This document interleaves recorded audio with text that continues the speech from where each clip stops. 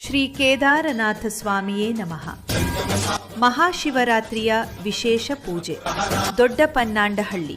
ದಿನಾಂಕ 28 ಫೆಬ್ರವರಿ 2026 ಮತ್ತು 1-3-2026 ಸಂಜೆ 7 ರಿಂದ ಶಿವ ಪಾರ್ವತಿ ವಿಗ್ರಹಗಳ ಬೆಳ್ಳಿ ರಥ ಮೆರವಣಿಗೆ.